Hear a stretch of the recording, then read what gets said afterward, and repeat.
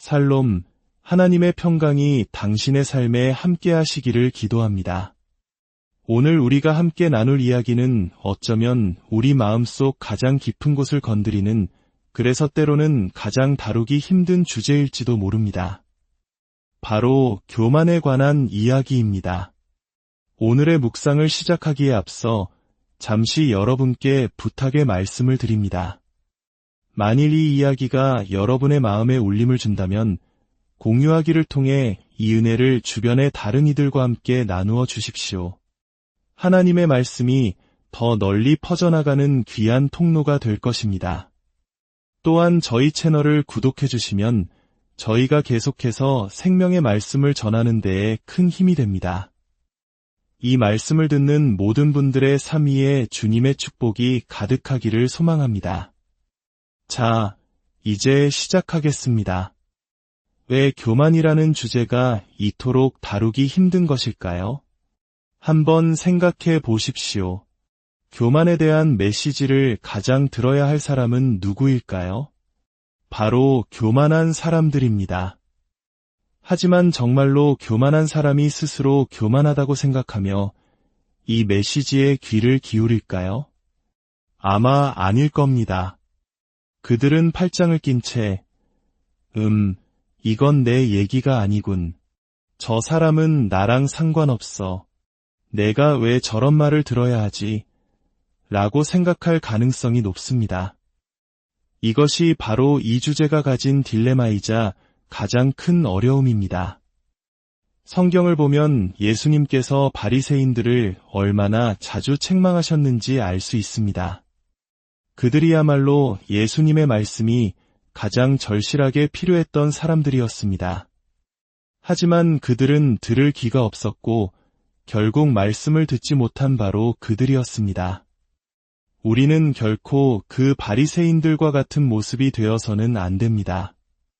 성경을 읽으며 우리는 하나님께서 그들을 얼마나 엄격하게 대하셨는지, 그들을 향해 얼마나 단호하셨는지 보게 됩니다. 왜냐하면 그들은 들어야 할 때 듣지 않았기 때문입니다. 그래서 저는 오늘 이 말씀을 전하며 여러분 모두에게 간절히 부탁하고 싶습니다. 부디 마음을 열어주시길 바랍니다. 혹시 나 자신이 교만할 수도 있다는 가능성을 한 번쯤 열어두고 이야기에 귀 기울여 주십시오.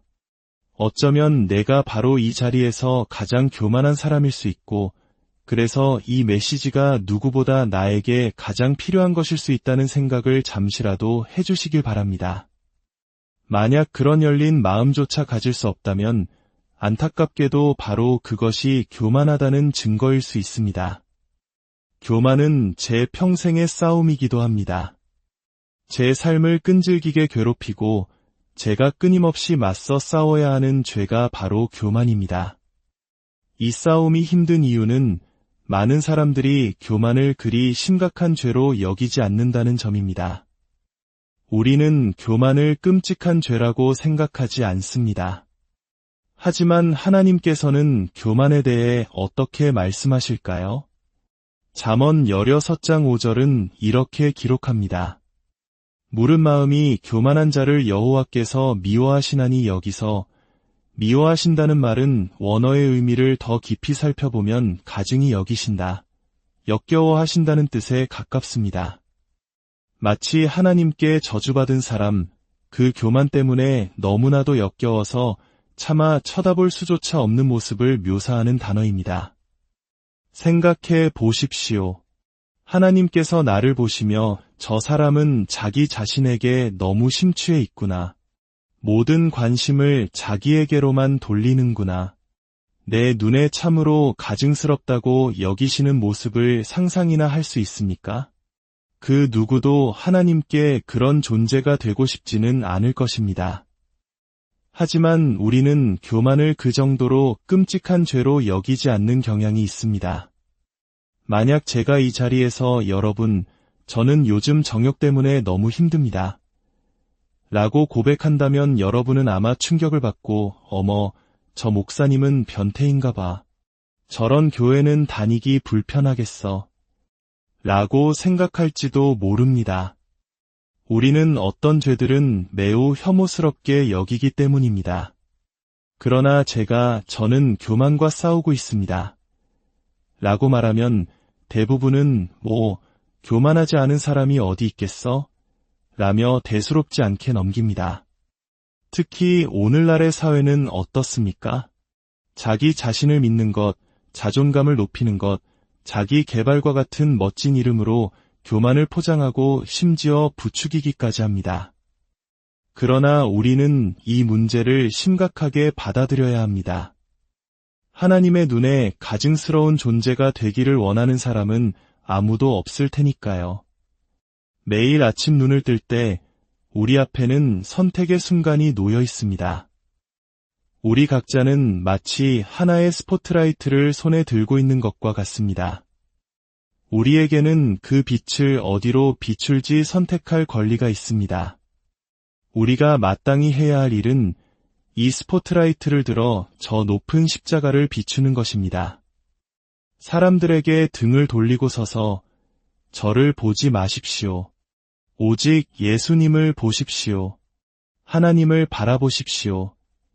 라고 외치며 모든 관심과 영광을 하나님께로 향하게 하는 것, 이것이 바로 우리가 창조된 목적입니다. 하나님께 영광을 돌리고 그분을 높이는 것. 하지만 너무나 자주 우리는 이렇게 행동합니다. 우리는 스포트라이트를 돌려 자기 자신을 비춥니다. 나를 좀 봐주세요. 내가 이룬 것들을 보세요. 지금 내가 얼마나 대단한 일을 하고 있는지 보세요. 우리는 사람들의 관심을 갈구합니다. 여기서 말하는 교만은 단순히 자기가 남들보다 뛰어나다고 생각하는 거대한 자아를 가진 사람만을 의미하지 않습니다. 어떤 분들은 나는 내가 그렇게 대단하다고 생각하지 않는데라고 말할지도 모릅니다. 하지만 겸손의 반대편에는 또 다른 형태의 교만이 존재합니다. 바로 자기 연민입니다. 나를 좀 보세요. 내가 얼마나 불쌍한가요? 내가 얼마나 비참한가요? 와서 나를 위로해 주세요. 나에 대해 이야기해 주세요. 이 역시 모든 스포트라이트를 나에게로 집중시키는 또 다른 형태의 교만입니다. 그러나 우리는 그것을 위해 창조되지 않았습니다.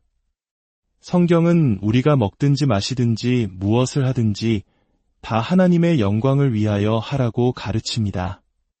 우리의 삶을 통해 그분이 어떤 분이신지를 드러내고 우리는 그저 그분 앞에서 사라져 사람들을 하나님께로 인도하는 존재가 되어야 합니다.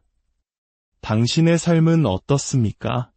당신은 다른 사람들이 나를 어떻게 생각하는지는 상관없이 사람들이 하나님을 어떻게 생각하는지에 더 관심을 두는 사람입니까? 당신의 스포트라이트는 어디를 향하고 있습니까? 자기 자신입니까? 아니면 하나님과 도움이 필요한 이웃입니까? 누가복음 14장에는 예수님께서 바리새인의 집에 초대받으신 이야기가 나옵니다. 그러나 이 초대는 우리가 생각하는 따뜻한 환대의 자리가 아니었습니다. 1절은 그들이 예수님을 엿보고 있더라고 기록합니다. 그들은 예수님을 함정에 빠뜨리기 위해 그분의 모든 행동을 감시하며 잘못을 찾아내려 혈안이 되어 있었습니다. 그 식사 자리에 수종병, 즉 몸에 물이 차올라 붙는 병으로 고통받는 사람이 있었습니다. 예수님은 바리새인들과 율법 교사들에게 물으셨습니다. 안식일에 병을 고쳐주는 것이 옳으냐 옳지 아니하냐? 그들은 침묵했습니다. 예수님은 그 사람을 고쳐 보내신 후 다시 물으셨습니다. 너희 중에 누가 아들이나 소가 우물에 빠졌으면 안식일에라도 곧 끌어내지 않겠느냐? 그들은 아무 대답도 하지 못했습니다. 이야기의 핵심은 이것입니다. 바리새인들은 하나님의 율법에 자신들의 규칙을 덧붙였습니다. 성경은 안식일에 일하지 말라고 했지만 그들은 무엇이 일인지 자신들이 정의할 권리가 있다고 생각했습니다. 병을 고치는 행위도 그들이 금지한 일에 포함되었습니다. 그들은 사람이 만든 규칙을 하나님의 법인 것처럼 강요했습니다. 이것이 바로 교만의 극치입니다. 하나님의 말씀을 자신의 생각대로 바꿀 권리가 있다고 믿는 것. 겸손한 사람은 하나님의 말씀을 있는 그대로 받아들이고 순종합니다. 그러나 교만한 사람은 하나님께서 이렇게 말씀하셨지만 내 생각에는 이런 뜻일 거야. 여기에 내 생각을 좀 더 보태야겠어. 라고 말합니다. 혹시 여러분은 나는 절대 그런 적이 없어 라고 생각하십니까? 정말 그럴까요? 우리는 하나님의 말씀이 내 생각과 맞지 않을 때 그것을 바꾸거나 외면한 적이 단 한 번도 없다고 자신할 수 있을까요? 만약 제가 하나님이었다면 저는 세상을 지금과는 조금 다르게 운영했을지도 모릅니다. 성경의 어떤 계명들은 제 기준에서는 조금 바꾸고 싶었을 겁니다. 예를 들어 선행에 대한 즉각적인 보상이나 악행에 대한 즉각적인 작은 벌 같은 것들을 만들었을지도 모릅니다. 영원이라는 시간까지 기다리는 것은 제 성미에는 잘 맞지 않으니까요. 하지만 우리 모두는 제가 하나님이 아니라는 사실을 압니다. 오래전 라디오에서 들었던 한 목사님의 말이 제 인생의 좌우명이 되었습니다. 이 우주는 하나님의 것이고 하나님은 모든 것을 그분의 방식대로 하십니다. 당신에게 더 나은 방법이 있을지는 모르지만 당신에게는 우주가 없습니다. 이 얼마나 단순하고 명쾌한 진리입니까? 저는 이 책을 보며 나라면 이렇게 하지 않았을 텐데라고 생각할 수 있습니다. 하지만 그분은 하나님이시고 당신의 생각대로 모든 것을 행하실 모든 권리가 있습니다. 그분은 제 의견을 물어볼 필요가 없으십니다.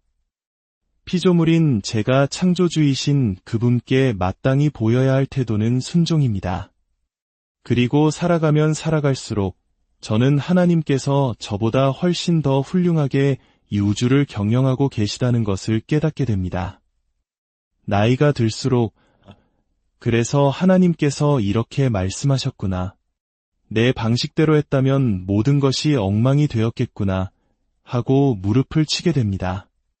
마침내 성경이 말하는 것처럼 그분의 길은 내 길보다 높다는 것을 인정하게 되는 것입니다. 여러분은 그 지점에 도달하셨습니까? 내 생각은 이렇지만 아마도 내가 틀렸고 그분이 옳을 것이다라고 고백하는 그 지점 말입니다. 많은 사람들은 결코 그곳에 이르지 못합니다. 대신 그들은 자신의 생각을 하나님의 뜻이라고 우기며 교만한 마음으로 하나님의 말씀을 바꾸어 버립니다. 마태복음 19장에서 예수님은 음행한 이유 외에 아내를 버리는 것은 간음이라고 분명히 말씀하셨습니다. 하지만 우리는 그건 내 상황과는 맞지 않아. 하나님도 내 특별한 경우는 이해해 주실 거야. 라고 생각하며 말씀을 비틉니다. 에베소서 5장은 남편들에게 아내 사랑하기를 그리스도께서 교회를 사랑하시고 자신을 주심같이 하라고 명합니다. 그러나 어떤 남편들은 내 아내를 겪어보지 않고 그런 말을 하면 안 되지. 이 말씀은 내 아내가 창조되기 전에 쓰인 거야. 라며 농담처럼 책임을 회피합니다. 에베소서 5장은 또한 아내들에게 남편에게 복종하기를 주께 하듯 하라고 말합니다. 그러자 어떤 아내들은 내가 왜 누구에게 복종해야 해? 그건 구시대적인 발상이야. 이 말씀은 틀렸어. 라고 소리칩니다. 우리가 이런 결론에 도달하는 이유는 열린 마음으로 성경이 무엇을 의미하는지 알기 위해 연구했기 때문이 아닙니다. 명백하고 분명한 말씀의 의미가 마음에 들지 않기 때문에 우리는 그것을 비틀고 이것은 문화적인 것이었다고 변명하며 하나님의 말씀을 바꾸는 것입니다. 이것이 바로 바리새인들이 했던 일입니다. 하나님의 명령에 순종하기가 어려울 때 그때가 바로 당신 삶의 왕좌에 누가 앉아있는지 드러나는 순간입니다. 당신은 하나님의 말씀이니 내 생각과 달라도 순종하겠습니다. 그분의 길이 내 길보다 높음을 믿습니다. 라고 고백합니까? 아니면 하나님은 나처럼 생각하지 않으시니 그분은 틀렸어 라고 말하며 성경을 덮어버립니까? 지금까지 제 말에 마음이 불편했던 분이 계시다면 한 가지만 묻겠습니다. 당신은 하나님의 말씀에 동의하지 않으면서도 순종해 본 적이 있습니까? 단 한 번이라도 성경을 읽다가 이건 정말 이해가 안 되고 마음에 들지 않지만 그분이 하나님이시니까 그냥 순종하겠다고 결단해 본 적이 있느냐는 말입니다. 저는 이 관계를 이렇게 생각합니다. 만약 제가 찰흙으로 한 사람을 빚어 만들고 그에게 생명을 불어넣어 이 세상에 두었다고 상상해 봅시다. 그 피조물이 저에게 어떤 권리를 주장할 수 있을까요? 사실상 아무것도 없습니다. 그는 잠시 전까지만 해도 존재하지도 않았습니다. 제가 그를 만들었습니다. 그가 창조주인 저에게 무엇을 요구할 수 있겠습니까? 저는 하나님 앞에서 제 자신을 그렇게 봅니다. 저는 하나님께서 생명을 불어넣어 주신 한낱 진흙덩이에 불과합니다. 그분은 언제든 그 생명을 다시 거두어 가실 수 있습니다. 제가 무슨 권리가 있습니까? 어떻게 창조주를 바라보며 당신이 나를 만들었으니 나는 이것을 받을 자격이 있습니다. 라고 요구할 수 있겠습니까? 오늘날 세상이 말하는 자존감, 자신을 높이는 것은 바로 이러한 생각에서 비롯됩니다. 그러나 우리는 아무것도 받을 자격이 없습니다. 우리의 가치와 안정감은 다른 곳에서 나옵니다. 바로 나를 만드신 저 하늘의 하나님께서 나를 미치도록 사랑하신다는 사실에서 비롯됩니다. 이 생각 하나만으로 당신의 마음이 가득 채워지고 세상 속에서 안전함을 느끼기에 충분하지 않습니까? 스스로에게 스포트라이트를 비추며 안정감을 찾으려 애쓰지 마십시오. 잠시 하나님을 바라보십시오. 그분이 당신을 아무것도 아닌 것에서부터 만드셨고 지금 이 순간에도 당신을 바라보시며 사랑한다고 말씀하십니다. 그분은 당신과 영원을 함께 보내기 위해 하나뿐인 아들을 이 땅에 보내어 당신을 위해 십자가에 달려 죽게 하셨습니다. 저 하늘에 계신 하나님이 나를 이토록 사랑하시는데 세상 모든 사람이 나를 미워한다 한들 무슨 상관입니까? 그분이 나를 당신의 자녀라 불러주시는데 이보다 더 큰 안정감이 어디 있겠습니까? 우리의 가치는 바로 거기서 나옵니다. 그렇기 때문에 우리는 더 이상 우리 자신에게 관심을 집중시킬 필요가 없습니다. 우리의 임무는 그 스포트라이트를 다시 그분께로 돌려 온 세상에 우리가 섬기는 하나님이 얼마나 위대하고 놀라우신 분인지 전하는 것입니다. 이야기는 계속됩니다. 예수님은 식사 자리에서 손님들이 저마다 상석을 차지하려는 것을 보시고 한 가지 비유를 드셨습니다. 잔치에 초대받았을 때에 상석에 앉지 말아라. 너보다 더 귀한 사람이 초대받았을 경우 주인이 와서 이분에게 자리를 내어드리게라고 말하면 너는 부끄러워하며 끝자리로 가게 될 것이다. 오히려 초대받았을 때에 가서 끝자리에 앉아라. 그러면 주인이 와서 친구여, 이 자리로 올라앉게라고 할 것이니 그때에야 모든 손님 앞에서 영광을 얻을 것이다. 무릇 자기를 높이는 자는 낮아지고 자기를 낮추는 자는 높아지리라. 이것은 단순히 식사자리 예절에 관한 이야기가 아닙니다. 이것은 하나님께서 우리를 어떻게 대하시는지를 보여주는 비유입니다. 스스로 높은 자리에 오르려 하는 자는 하나님께서 낮추실 것이고 스스로 종의 자리에 서는 자는 하나님께서 높이실 것이라는 영적인 원리입니다. 당신은 어떤 사람입니까? 다른 사람들이 알아주지 않는 섬김의 자리를 찾아다니는 사람입니까?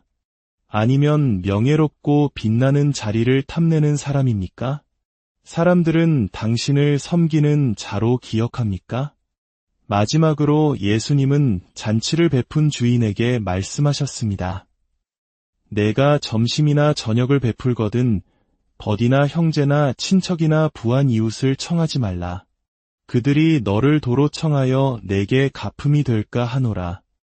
잔치를 베풀거든 차라리 가난한 자들과 몸 불편한 자들과 저는 자들과 맹인들을 청하라. 그리하면 그들이 갚을 것이 없으므로 내게 복이 되리니 이는 의인들의 부활 시에 내가 갚음을 받겠음이라. 예수님은 그에게 말합니다. 당신은 이 자리에 유명하고 부유한 종교 지도자들을 초대했군요. 하지만 다음 잔치에는 가난한 사람들, 아무도 주목하지 않는 사람들, 당신에게 아무것도 갚을 수 없는 사람들을 초대하십시오. 그렇게 할 때 당신에게 참된 복이 있을 것입니다. 우리 교회는 그리고 우리 자신은 과연 누구를 향해 있습니까?